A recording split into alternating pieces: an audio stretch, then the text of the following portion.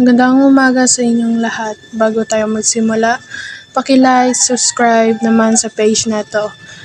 At kung mayroon kayong kababalaghan na kwento, paki-comment naman sa ilalim.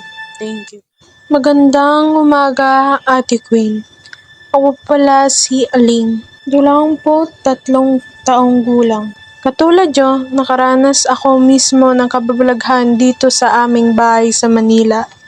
Nagsimula ito ho sa dati naming bahay sa Visayas.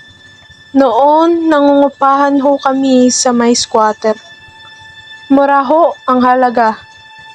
Hindi kalakihan ng bahay at kasya sa aming 5. Nung una, wala kaming nararamdaman sa bahay na iyon.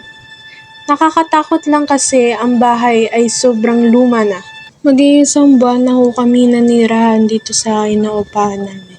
At doon na nagsimula ang pagpaparamdam ng babaeng nakaputi. Hating gabi, nagising ako dahil may umiiyak na babae sa kusina. Akala ko si nanay, baka kasi inaway siya ni tatay. Bumangon ako sa aking hinihigaan at papunta ako sa kusina. Pagkarating ko sa kusina, napakalamig ng kapaligiran noon. Ako'y nandoon, nakita ko ang isang babaeng na nakaputi, mahabang buhok at nakalutang na umiiyak. Sumigaw ako na napakalakas. Kumaripas ang takbo sina mama at papa at mga kuya ko. Pagkarating nila sa kusina, nakita nila ako, sumisigaw at natatakot na umiiyak. Sabi nila, "Ano nangyari sa'yo?"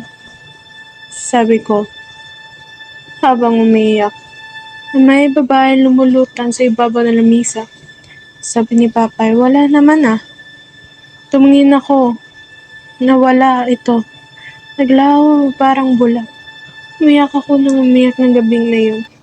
Nang araw na yun, mas lalo pa nagparamdam ang babae.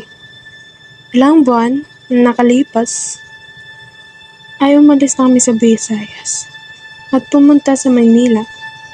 Nagpagawa kami ng bahay sa Manila. Akala ko tapos na ang pagpaparamdam ng babae. Ngunit, hindi. Sumama ang kaluluwa niya sa amin. Minsan, nakikita ko nagiging doppelganger niya si mama. O kaya, nakikita ko ito sa garahe. Ngunit hindi ito nananakit. Nagpapagulat lamang ito at nagpapakita.